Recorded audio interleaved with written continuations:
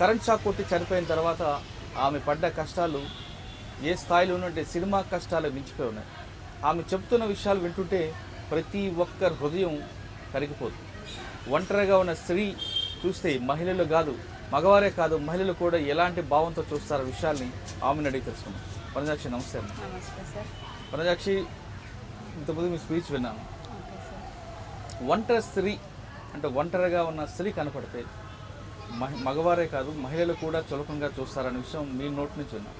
Sir 100% అంటే మగవారి దృష్టి వేరే రకంగా ఉండొచ్చు, కానీ మహిళలు కూడా ఒంటరి స్త్రీ పట్ల అంత చులకన భావంగా చూస్తున్నారు అనే విషయాన్ని ఫస్ట్ టైం అంటే ఒక మహిళకి మహిళే శత్రువు.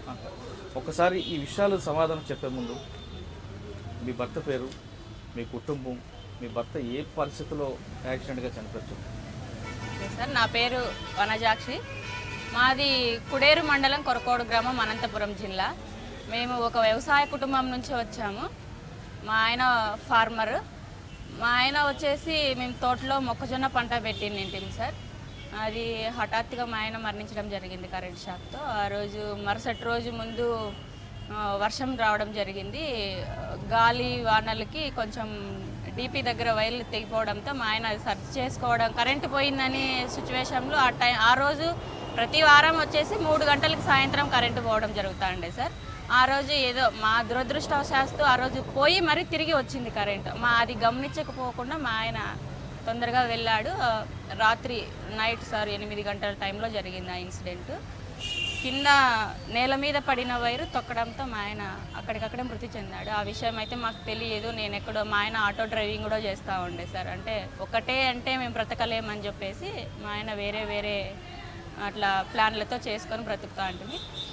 నేనైతే మా ఆయన ఇట్లా ఆటోకి పోయినాడని అనుకున్నాను, కానీ మా ఆయన తోటలో చనిపోయిన విషయం తెలియదు. 10 వరకు వెయిట్ చేసినా రాలేదు. ఫోన్ చేస్తానా రింగ్ అవుతుంది, మా ఆయన హెల్ప్ చేయడం లేదు. అది కొంచెం చెట్లలో ఉంది డీపీ, అసలు ఎవరికి మనుషులకు కూడా కనపడదు సార్. అది నైట్ మా ఆయన శవం మాకి తోటలో ఉంది అని తెలిసే లోపల నైట్ 12 అయింది సార్. అది 2013 జూన్ 4వ తారీఖు జరిగింది. అప్పటికి నాకు బాబు 9 నెలల బాబు సార్. డెలివరీ అయిన తర్వాత 9 నెలల బాబు. అప్పటి నుంచి అప్పటికే మేము మా ఫ్యామిలీ నుంచి డివైడ్ ఉండి బ్రతుకుతున్నాం సార్. అప్పటి నుంచి నాకు బ్రతకడం చాలా ఇబ్బంది అయిపోయింది సార్. ఒక డిప్రెషన్లో ఉండిపోయినా నేను ఎట్లా బ్రతకాలి, ఇంత చిన్న పిల్లోని చూసుకొని. ఇప్పుడు ఒంటరిగా ఉండే వాళ్ళంటే చాలా దీనంగా చూస్తారు, ముందు పోయి నుంచి వెనక మాట్లాడతారే. ఈ సిచ్యువేషన్లో ఎట్లా బ్రతకాలి, ఇన్ని అవమానాలు భరిస్తూ అని ఒక డిప్రెషన్లో ఉండిపోయినా. ఒక 2 సంవత్సరాలు అదే ఇదిలో ఉండిపోయి నేను సూసైడ్ చేసుకోవాలనే డిసిజన్ కూడా తీసుకున్నాను సార్. ఆల్రెడీ ఆ ప్రయత్నాలన్నీ చేసుకున్నాను ఇంట్లోనే. చనిపోదాము అంటే డోరు లాక్ చేసుకోకుండా ఓన్లీ తలుపులు ఊరికట్లా వేసేసుకొని నా ప్రయత్నం నేను చేసుకుండగా మా బాబు వచ్చి అమ్మ అనే ఒక్క మాటతో నా ప్రాణం మళ్ళీ తిరిగి వచ్చింది సార్. ఆ రోజు బాబు నీకు లేపాడు? అవును సార్. అప్పటికే నా బాబు 3 ఇయర్స్ బాబు ఉండే సార్. వాడు ఆడుకునే పోయినాడు, తిరిగి వచ్చాడు. ఆ టయానికి ఖచ్చితంగా వచ్చి డోర్ తీసి అమ్మ అన్నాడు. అంటే చిన్నపిల్లాడు కదండి సార్, అంత అవగాహన లేదు మా అమ్మ ఏం చేస్తుంది అన్నది. ఒక్కసారిగా నాకు ఇంకొక 2 నిమిషాలు ఉంటే నా ఊపిరి పోయేది సార్. అది నా అదృష్టవశాత్తు, నా కొడుకు అదృష్టం సార్, నాది కాదు. ఎందుకంటే నాన్నని పోగొట్టుకొని మరి అమ్మ కూడా పోయింటే చాలా ఏ పరిస్థితుల్లో పెరుగుతానో నాకైతే అర్థం కాలేదు. ఇప్పుడు అన్నీ ఆలోచన చేస్తే నా కొడుకు నేను అలా చేస్తా అంటే కదా అనే ఒక ఆలోచన ఇప్పుడు వేధిస్తూ ఉంది నాకు. నేను ఆ రోజు ఆ తప్పు చేసిందంటే ఒక అనాథగా మిగిలిపోతుండే కదా, ఎట్లా బ్రతుకుతాండే, ఎంత దీనంగా చూస్తాండ్రు నా కొడుకుని అనే ఒక బాధ కలుగుతుంది సార్. ఆలస్యంగా అయినా నువ్వు మంచి నిర్ణయం తీసుకున్నావు సార్. నువ్వు తీసుకున్న లైన్ కూడా కరెక్ట్ లైన్. అవును సార్. ఏం పాపం చేశాడమ్మా ఆయన బాబు అనాథ? అంటే నాకు వచ్చేసి నీ కడుపును పుట్టడం ఆయన చేసిన తప్ప, భర్త యాక్సిడెంట్. అవును సార్. ఆయన చూడాల్సిన ఆలనాపాలన కన్న తల్లి నువ్వు ఆత్మహత్య చేసుకుంటే ఆ పిల్లడి పరిస్థితి ఏమవ్వాలి? అంటే అది కరెక్టే సార్, కానీ ఈ సొసైటీలో జరుగుతున్న సిచ్యువేషన్లు బట్టి చాలా మంది లేడీస్, అంటే జెంట్స్ ఎలాగో అలాగ బతికేస్తారు సార్, కానీ లేడీస్ అలా కాదు కదా. తప్పు చేసే ఆమె అంటే అననీలే అని తుడిచిపెట్టుకుపోయే రకాలు ఉంటారు సార్, కాదనడం లేదు. ఏ తప్పు చేయకుండా మాటలు పడాలంటే ఏ ఆడ మనిషి పడదు సార్. ముఖ్యంగా తన శీలం మీద నిందేస్తే భరించలేదు. అది కరెక్ట్.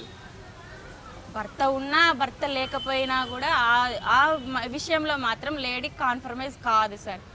అవును. ఇప్పుడు ముందు ఏదో నాకు పొలం ఉంది సార్, అంటే మా మామ వాళ్ళ ల్యాండ్ అంతా నా పేరు మీద రాయకపోయినా కూడా నేనే దౌర్జన్యంగా నేను ఎట్లా బ్రతకాలా, నువ్వు ఆస్తి రాస్తి పొలం ఇకపోతే నేను ఎట్లా బ్రతుక్కోవాలా, నాకు కష్టం అవుతుంది బాబుని పెంచుకోవడానికి అని చెప్పేసి మాకు 10 ఎకరాల పొలంలో ఉంటే 3 భాగాలు నాకు బాబా ఉన్నాడు సార్. అంటే మా ఆయన వాళ్ళిద్దరూ, ఒక ఆడపడుచు, ఆమెకు పెళ్ళైపోయింది. మా బావ వాళ్ళు అంతా డివైడ్గా ఉన్నాము. ఆస్తి అయితే మాకు ఇవ్వలేదు మా మామ. అప్పులు మాత్రం పంచిచ్చాడు సార్. ఎవరి వాళ్ళు సపరేట్ అయిన తర్వాత అప్పులు మాత్రం పంచిచ్చేసాడు, అప్పులు కట్టుకోండి అని చెప్పి. అప్పులు కట్టుకున్నాము, ఏదో నాకు గోల్డ్ అంతా మా ఆయన బ్యాంకులో పెట్టేసి అప్పులు కట్టుకున్నాము. కొంచెం పంట వచ్చిన తర్వాత తీర్చుకున్నాము. మాకు బాబు పుట్టాడు, ఆయన చనిపోయినాడు. బాబు పుట్టిన తర్వాత 9 నెలలకు ఆయన చనిపోయినాడు. ఆ తర్వాత నేను ఆస్తి అడిగినా మా మామకి. ఆస్తి ఇవ్వకపోతే ఎట్లా మామ, ఇన్ని రోజులు నీ కొడుకున్నాడు మాకు తెచ్చిపెట్టేక అన్న ధైర్యంతో మేము ఏది పట్టించుకోలేదు నిన్ను. ఇప్పుడు ఇవ్వకపోతే ఎట్లా అంటే, ఇస్తే నువ్వు అమ్ముకొని పోతావేమో, ఎవరినన్నా చేసుకొని పోతావేమో అన్న చాలా అసభ్యకరమైన మాటలు మాట్లాడాడు సార్. నేను అవన్నీ మీడియా ముందే చెప్పుకోలేను. అట్లాంటి సిచ్యువేషన్లో నేను ఎలా బ్రతకాలి, ఎందుకు బ్రతకాలి అని ఆలోచన చేసినాను. కానీ నాకు బాబు ఉన్నాడు కదా, అనాథ అయిపోతాడు అనేది నాకు మైండ్లో తట్టలేకపోయింది. ఒక డిప్రెషన్లో ఉండిపోయినా నేను. ఒక్కసారిగా బాబు వచ్చి డోర్ తీసి అమ్మ అనే పాటికి అప్పుడు నేను ఎంత తప్పు చేస్తున్నానో నాకు అర్థమైపోయింది సార్. కానీ నేను చనిపోయే సిచ్యువేషన్లో కానీ ఎట్లా బ్రతికినానో నాకు ఒక దేవుడిచ్చిన వరం ఏమో ఈ ప్రాణం అనుకున్నాను సార్. మరి ఆ ఊపిరి ఆగిపోయింది సార్. నా కాళ్ళు చేతులు కూడా వణుకొచ్చేసి నేను లేను, నాకు అసలు అక్కడ ఏం జరుగుతుందో కూడా నా మైండ్కి తట్టడం లేదు అప్పుడే. కానీ ఎట్లా బ్రతికానో నాకు అర్థం కాలేదు. ఇంతవరకు నా తల్లిదండ్రికి కూడా చెప్పని నిజం ఈరోజు మీడియా ముందు నేను బయట పెడుతున్నాను సార్. అది మీ బాబు అదృష్టం. మా బాబు అదృష్టం సార్ అది. అమ్మ నాన్నకు చెప్తే కూడా ఏం భయపడతారో ఏమో అని చెప్పేసి ఇంతవరకు కూడా అమ్మ నాన్నకు కూడా చెప్పలేదు ఈ విషయం. నేను అత్త మామలు అంటే ఎలాగో కేర్ తీసుకొని వాళ్ళని వదిలేసేసినాను సార్. నాకు లేరు, చనిపోయినారు అనుకున్నాను. తర్వాత వాళ్ళు మీ మామ అంటే అసభ్యంగా మాట్లాడారు అంటారు, మరి మీ అత్తగారు కూడా ఎందుకు? ఆమె కూడా మామకే సపోర్ట్ చేస్తుంది సార్. అంటే ఇద్దరు భార్యాభర్తలు అన్న తర్వాత భర్త మాట భార్య సపోర్ట్ చేస్తుంది, కానీ నాన్న నుంచి ఎలా ఆలోచన చేస్తుంది ఆమె? ఒక స్త్రీ, ఆమె అర్థం చేసుకోవాల్సింది, కానీ ఆమె హృదయం ఎందుకు కనికరంగడలేదు నాకైతే అర్థం కాలేదు ఇప్పటి వరకు కూడా. అంటే ఏ విధంగా మీకు వేధిస్తున్నారు? నేనేమైనా ఆస్తి గురించి అడిగితే నువ్వు దాన్ని అమ్ముకొని పోతావేమో, లేకపోతే ఎవరన్నా పెళ్లి చేసుకొని పోతావేమో. నేను అక్కడే ఉన్నాను సార్, మా మామ వాళ్ళ ఊరిలో 3 years ఉన్నాను మా ఆయన చనిపోయిన తర్వాత. మా మామ ఆస్తి గురించి ఇట్లానే మాట్లాడితే, నువ్వు అసలు ఎందుకున్నావు, ఈ ఊర్లో ఎందుకున్నావు, నువ్వు వేరే ఎవరితో అక్రమ సంబంధం పెట్టుకొని ఈ ఊర్లో ఉన్నావు, లేకపోతే నీకు ఇక్కడ ఏం పని ఉంది అన్నాడు. నేను అప్పుడు ఏం మాట్లాడాలా సార్? వాళ్ళ పెద్దవాళ్ళకి మర్యాద ఇవ్వాల, ఆ మాట అన్నదానికి చంపబగలు కొట్టేలా. పోలీస్ కంప్లైంట్ ఇవ్వాల్సిందే. పోలీస్ అంటే మేనమామ సార్ నాకు, మా మామ అమ్మ వాళ్ళ అన్న. ఒక మేనకోడలు ఇట్లా చేసిందని ఊర్లో మంచి చెడ్డ అంటే, మన సిటీస్లో అయితే ఇట్లాంటివన్నీ ఏం పట్టించుకోరు సార్. పల్లెటూరులో అంటే ఒక పాపులర్ ఇష్యూ అయిపోతుంది సార్ ఇది.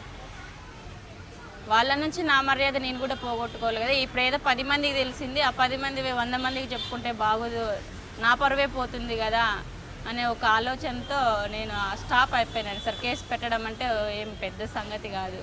ఈ పాటికి నా ఆస్తి కూడా లాక్కునేదాన్నే నేను. తర్వాత ఎలా జరుగుతుందమ్మా? మీ భర్త చనిపోయారు, మామ ఆస్తి ఇవ్వలేదు, అప్పులైతే నీకు వాటా కలిపారు, మరి కుటుంబ పోషణ ఎలా జరుగుతుంది?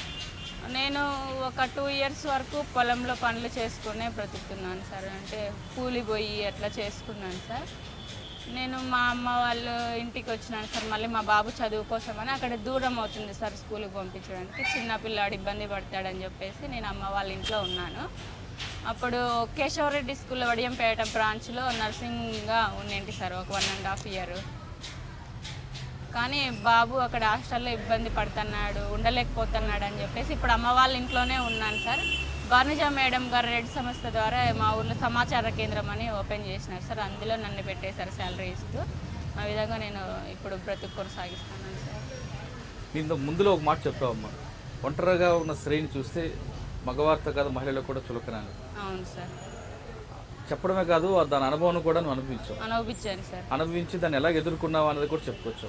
మీలాగా చాలా మంది మహిళలు ఆ సమస్య నుంచి బయటపడలేక ఆత్మహత్య చేసుకుంటారు. అవును సార్. ముఖ్యంగా మైండ్ రీజన్ ఇదే సార్. ఇప్పుడు ఫర్ సపోజ్కి ఏదైనా నాకు వ్యవసాయ పరంగానే కానీ ఒక సపోర్ట్ లేనిది చేయలేను కదండి సార్. ఏదో చిన్న చిన్న పనులు అయితే చేసుకోగలను, కొంచెం హెవీ బరువు పనులు అయితే చేసుకోలేను. అలా అని చెప్పి ఏదైనా ఒక వాళ్ళతో మాట్లాడి అన్న నా పరిస్థితి ఇట్లా ఉంది, నాకు కొంచెం సహాయం చేయండి ఏదైనా అంటే వాళ్ళు మనకి ఏమీ సహాయం ఊరికే చేయరు సార్. డబ్బులు ఇచ్చైనా చేయించుకోవాలి, ఎట్లో అట్లా చేసుకోవాలి కదా పంట పెట్టిన తర్వాత అని చెప్పేసి మాట్లాడినాను. వాళ్ళ దగ్గర కలిసి మాట్లాడినాను. ఎందుకు మాట్లాడుతుంది అతనితో, ఏం పనుండి మాట్లాడతాను అక్కడ కూడా సార్. అది ముఖ్యంగా జెంట్స్ కంటే ముందు లేడీసే మాట్లాడతారు సార్ ఆ విషయాన్ని. అవును, ఆమె చేసే పని ఏమి, ఎదుర్కొన్న సమస్యలు ఏమి, మాట్లాడితే తప్పేముంది, ఎందుకు మాట్లాడుతుంది అవన్నీ ఆలోచన చేయరు. మాట్లాడుతుందంటే అదే ఉద్దేశంతో మాట్లాడుతుంది అంతే. ఇంకా మైండ్ రీజన్ అది మనసులోన బయట కూడా చెప్పేవారా మీ దగ్గర? అంటే బయట అంటే ఎదురుగా ఏమీ మాట్లాడరు సార్, పక్కన వాళ్ళు మాట్లాడుకుంటూ ఉంటారు, అది డిస్కషన్ చేసుకుంటూ ఉంటారు అన్నమాట. ఇంకొకటి వేరే ఏమన్నా కూడా ఇప్పుడు ఇంటి పక్కన వాళ్ళకి జెంట్స్ కానీ ఎవరైనా కానీ సార్ తక్కువ చూపు చూడడం. భర్త లేడు అంటే ఏదో వాళ్ళకు లొంగుతారేమో అన్న వాళ్ళ చూపులు, వాళ్ళ బిహేవియర్, ఆడదాని మనస్తత్వము, ఆడపిల్లకున్న కంటి చూపు విలువ 1 కిలోమీటర్ దూరంలో ఉన్న మగవాడి వాళ్ళ ఎక్స్ప్రెషన్స్ కూడా కనిపెట్టే కెపాసిటీ ఆడపిల్లకు ఉంటుంది సార్. అది వాడి నడివడికలు, వాడి చూపులు, వాళ్ళ బిహేవియర్, వాళ్ళ మాట తీరు అవన్నీ కూడా వితిన్ 1 సెకండ్లో కూడా కనిపెట్టేయచ్చు సార్. అట్లాంటి సిచ్యువేషన్లో చాలా కష్టం సార్ ఆడపిల్ల. అటువంటి పరిస్థితులు ఎదుర్కొన్నాను సార్ నేను చాలా వరకు. ఎక్కడ అంటే విలేజ్లోనే సార్. అంటే తక్కువ చూడము, చూస్తూనే ఉండడము, వాళ్ళని ఏదైనా పనులు చేస్తున్నప్పుడు ఏమన్నా మాట్లాడడము, అట్లా నేను చాలా వరకు ర్యాష్గానే మాట్లాడతాను సార్ నేను. ఎందుకంటే నేను అక్కడ తగ్గాను అనుకో, ఇంకా వాడు ఎక్కువ చేస్తాడు కదా అన్న ఒక ఆలోచనతో అంటే రే అంటా నేను అప్పుడు అంటాను సార్. దాన్ని మాత్రం నేను తక్కువగా తీసుకోను, ఆ విషయంలో కాంప్రమైజ్ అయినాను అనుకో, పొద్దున ఇంకో రకంగా కూడా మాట్లాడతాడని చెప్పేసి ఏదైనా కూడా ఫర్ సపోజ్ మగవాళ్ళు మంచిగా మాట్లాడే వాళ్ళ దగ్గర కూడా కొంచెం కోపంగా గట్టిగా మాట్లాడతాను సార్ నేను. గంభీరానికే భయపడాలా అవతల వాడు అని చెప్పేసి. అట్లా మనము ఒక ఆత్మస్థైర్యం అనేది ఉంటే ఎవ్వరు ఏమీ చేయలేరు అనే ఒపీనియన్ సార్. ఎట్లా అంటే ఇంత పెద్ద వ్యవస్థని మార్చాలంటే మనకు కష్టం సార్ చాలా. అందరూ ఒకే ఆలోచనలో ఉండలేరు, వాళ్ళ మైండ్ సెట్ని మార్చాలంటే దేవుడి తరం కూడా కాదు. కానీ కొంతమంది మహిళలు మీరు చెప్తున్న సమస్యల్లో మీలాంటి సమస్యలు ఎదుర్కోలేక నిత్యం 4 గోడల మధ్యన ఉండిపోయి వాళ్ళు ఏడ్చుకుంటూ ఉండడం, అది కరెక్ట్ అయిన సమస్య పరిష్కారం కరెక్ట్ కాదు సార్. అది ఏడ్చుకుంటూ ఉంటే సమస్యలు తీరుతాయి సార్. ఇప్పుడు ఫర్ సపోజ్ నా సమస్య ఉంది, నేను ఏడుస్తున్నాను, మా అమ్మ నాన్న ఏడుస్తున్నారు, అందరూ ఏడుస్తే కనుక నా సమస్య తీరుతుంది. అట్లా ఏడిస్తే సమస్య తీరుతుందంటే ఒక ఫ్యామిలీ అంతా 1 సంవత్సరం పాటు ఏడ్చొచ్చు. అది కరెక్ట్ కాదు సార్. అది బాధ, ఒక భర్త లేడు అన్న బాధ మాత్రం ఎవ్వరు పూడ్చలేనిది. అది ఒక తల్లిదండ్రి అయినా కావచ్చు, అన్నదమ్ములైనా కావచ్చు, అక్క చెల్లెళ్ళైనా కావచ్చు, అత్తమామలైనా కావచ్చు, ఎవరైనా కావచ్చు, ఆ లోటు మాత్రం ఎవ్వరు తీర్చలేరు. కొంతమంది మగవాళ్ళు మహిళ చనిపోయిన వెంటనే పెళ్లి చేసుకుంటుంటారు. అది చేసుకుంటారు సార్. వాళ్ళు మహిళలు ఎందుకు ఆ బాటలో వెళ్ళలేరు సార్. ఎందుకంటే పిల్లల గురించి ఆలోచన చేస్తారు సార్. మెయిన్ రీజన్ పిల్లలు. చేసుకోవచ్చు వేరే వాడిని. ఇప్పుడు పిల్లలు వాళ్ళ నాన్న చూసుకునేలాగానే ఇంకొక పర్సన్ ఎలా చూసుకుంటాడు సార్? వాళ్ళని చూసుకోలేడు. ఎందుకంటే మరీ తన పుట్టబోయే పిల్లల మీద ఒక ప్రేమ చూపిస్తాడు, ఈ పిల్లల మీద ఒక ప్రేమ చూపిస్తాడు. తల్లి మనసు అది భరించలేదు సార్. కానీ మగవాడు మాత్రం చేసుకోవచ్చు. వాళ్ళకి ఎందుకు అది ఆ రైట్స్ ఇచ్చారో నాకైతే అర్థం కాలేదు. అది ఇప్పుడు మీరు మొత్తం భర్త చనిపోయిన తర్వాత మీకున్న ధైర్యంతో ఇటు అత్తమామలు ఎదిరించుకుంటూ సమాజంలో ఎవరైతే మీ వైపు చెడు చూపులు వాళ్ళని గట్టిగా ఫైట్ చేసుకుని వస్తున్నామా? అవును సార్. ఇప్పుడున్న పరిస్థితుల్లో మీలాంటి సమస్య ఎవరికైనా వేరే మహిళలకు వస్తే వాళ్ళు వేరే మార్గంలో వెళ్ళకుండా, అంటే ఆత్మహత్యలు చేసుకోవడం కానీ లేదంటే వేరే మార్గంలో పయనించకుండా ఉండడానికి మీరు ఇచ్చే మంచి సలహా చెప్పండి సార్. ఆత్మహత్య అనేది మనగా నిర్ణయించుకునేది సార్. అది అంటే ఎవరు మనకి క్రియేట్ చెయ్యరు. నువ్వు చనిపోవని అయితే ఎవరు చెప్పరు. మన చుట్టూ ఉండే పరిస్థితులు బట్టి మనం ఆ నిర్ణయం తీసుకున్నాం. ఒక్క ఆలోచన, వాళ్ళంతా ఎవరు సార్ అయినా మనల్ని అంటే మనం చనిపోవాల్సిన అవసరం ఏముంది మనకి? వాళ్ళంతా ఎవరు అసలు? పోనీ మనకి ఏమైనా హెల్ప్ చేస్తున్నారా మనం బ్రతకడానికి? లేదు. చేసుకున్న అత్తమామలే చేయలేని పరిస్థితి. వాళ్ళందరినీ ఎందుకు మన దృష్టిలో పెట్టుకోవాలి?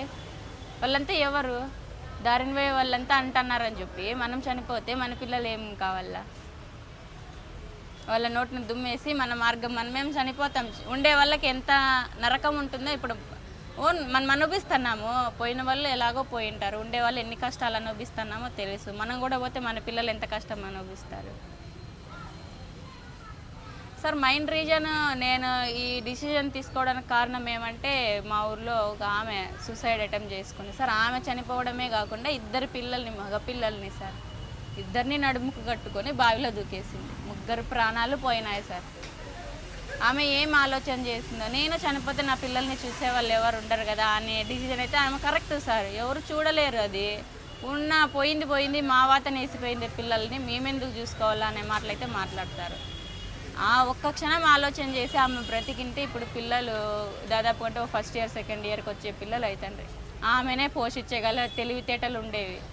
ఆలోచన చేసింటే మనము ఈ ప్రపంచంలో మనము ఉన్నామనే ఒక గుర్తింపు ఉండేది కదండి సార్. మనకి చనిపోయిన తర్వాత తిరిగి రాదు జీవితము.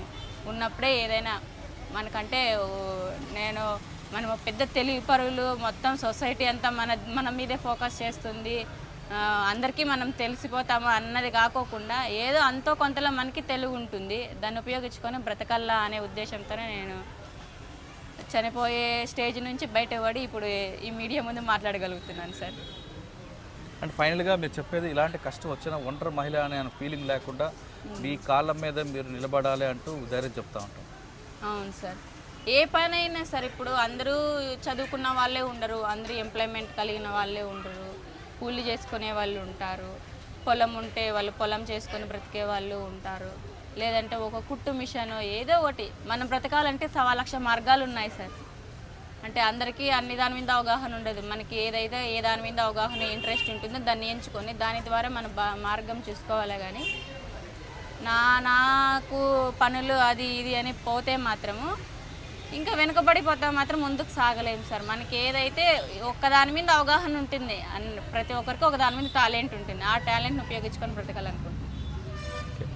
భర్త చనిపోతే భార్య ఒంటరి, అత్తమామలు చూడపోతే ఆమె మరీ ఒంటరి అన్న భావం నుంచి బయటికి రావాలంటున్నారు వనజాక్షి. మనం ఆత్మహత్య చేసుకుంటే మన పిల్లల పరిస్థితి ఏ విధంగా ఉంటుందంటూ ఒక్కసారి ఆలోచన చేయండి అంటున్నారు ఆమె వనజాక్షి.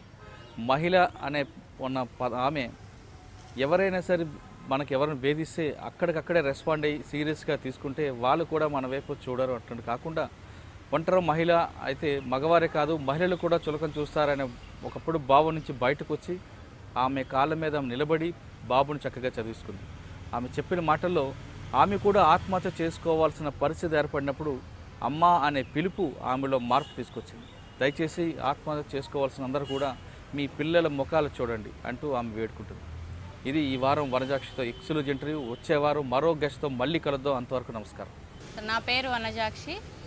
ఒంటరి మహిళ అంటే ఒక అనాథ కాదు, మనకి భర్త లేడు అంటేనే మనం అనాథ కాదు, మన పిల్లలు ఉన్నారు అనే ఒక విషయాన్ని గుర్తుపెట్టుకొని మనం బ్రతకడానికి 1,00,000 మార్గాలు ఉన్నాయి. మనకి అందులో ఏది ఇంట్రెస్టబుల్గా ఉంటే అది తీసుకొని ముందుకు సాగాలని కోరుకుంటున్నాను.